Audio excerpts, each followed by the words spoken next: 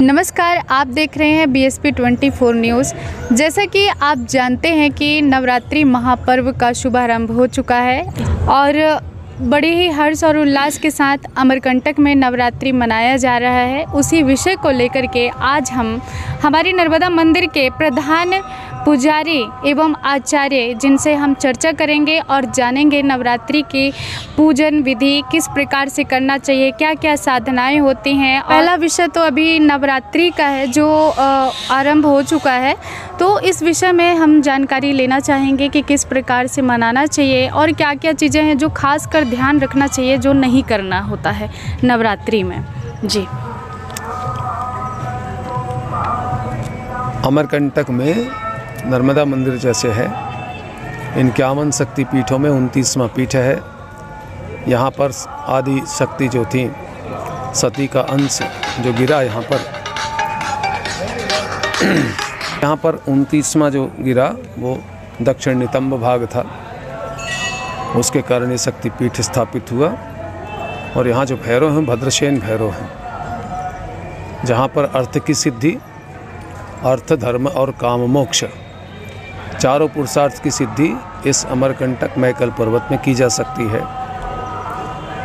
अपने घर में जो साधनाएं पूजन हम करते हैं उसका 1 गुना फल मिलता है, उसी का 10 गुना फल गोष्ठे गौशाले में, उसका भी 10 गुना अरण्य में, और उसका 10 गुना जलाशय के किनारे, उससे भी ज़्यादा 10 गुना पर्वत के ऊपर, और किसी पवित्र नदी के किनारे जाने पर 1000 गुना फल मिलता है।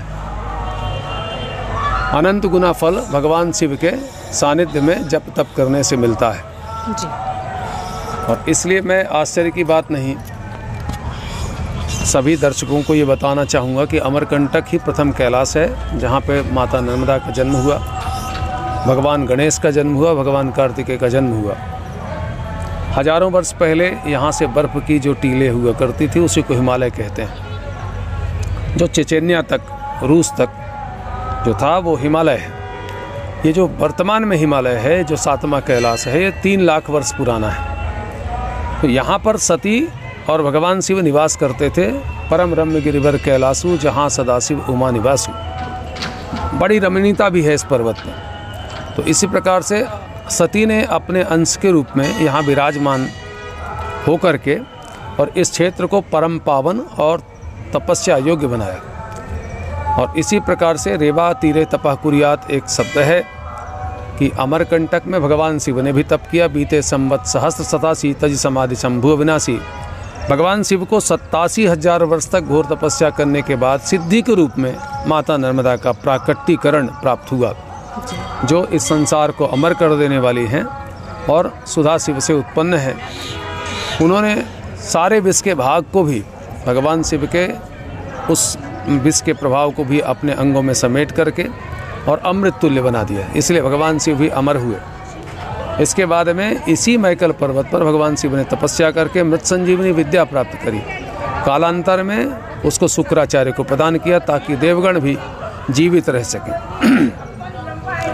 और दानवों को जिलाने के लिए शुक्राचार्य के पास वो विद्या थी। और अमृत का मंथन करवा करके देवताओं के लिए भी अजर अमर होने का वरदान भगवान शिव ने प्रशस्त किया। इसी प्रकार से नर्मदा जी ने भी यहाँ 12,000 वर्ष तक तपस्या करके अमरत्व का वरदान भगवान शिव से प्राप्त किया। तो अमरकंटक जो पर्वत है वो मेखला है, 2 पर्वतों के बीच का भाग है। जैसे हमारी कमर जहाँ पर कुंडलनी शक्ति है, वो सभी सिद्धियों को, अष्ट सिद्धियों 9 निधियाँ प्रदान करने के लिए कुंडलनी जागरण। तो नर्मदा का जो उपासना पूजन करते हैं तो उनको अष्ट सिद्धि प्राप्त होती है। इसके पश्चात अनेक जो कामनाएं हैं उसके अनुसार नवरात्रियाँ आती हैं। नवरात्रि के दिन माता को प्रसन्न करने के लिए शैलपुत्री के रूप में उनका यजन पूजन करना चाहिए। और अमरकंटक मैकल पर्वत है, इस शैल पर यानी पर्वत पर निवास करने वाली शैलपुत्री नर्मदा के रूप में पूजन की जाती है। और उसको मीठे पान का भोग लगाना चाहिए, पेड़े का भोग लगाना चाहिए, सुंदर सुंदर सफ़ेद वस्त्र धारण करना चाहिए और कराना चाहिए। इससे जो कुशाग्र बुद्धि होती है उसकी प्राप्ति होती है जी। इसका मतलब कि जैसे विद्यार्थी हैं, बच्चे हैं, उनको आकर के नर्मदा जी में सफ़ेद वस्त्र धारण करके सफ़ेद पुष्पों से, पेड़े और मीठे पान से माता नर्मदा जी का पूजन करना चाहिए।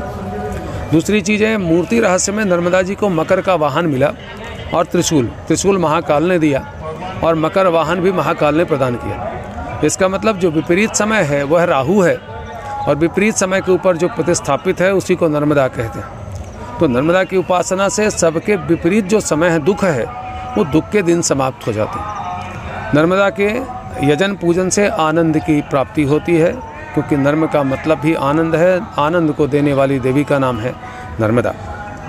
अमरकंटक क्यों होना चाहिए? अमरकंटक में कोटि लिंगों की स्थापना है, 1 करोड़ तीर्थ हैं यहाँ पर, जिसके कारण सद्या सिद्धि की प्राप्ति होती है। इसलिए नाना प्रकार के ऋषिगण यहाँ रह करके स्वर्ण सिद्धि, ताम्र सिद्धि, रजत सिद्धि और पारद की सिद्धियाँ करते थे। अच्छा। वो पारद की सिद्धि करने के पश्चात में वो दीर्घ आयु को प्राप्त करते थे। स्वर्ण भस्म खा करके ऋषि मुनि बड़े बलिष्ठ हुआ करते थे और इन कंदराओं में जानवरों से युद्ध करते हुए भी अपनी साधनाओं को पूर्ण करते थे। इसी प्रकार से अमरकंटक में चंडाली नाम की जड़ी है, उसको सिद्ध करके रजत बनाया जा सकता है। रजत का भस्म खाने से निरोगी काया, प्रथम सुख निरोगी काया, वो रजत भस्म से उसका चूर्ण करके खाने से रजत की सिद्धि। इस प्रकार से जो योगी जन रहते थे यहाँ पर,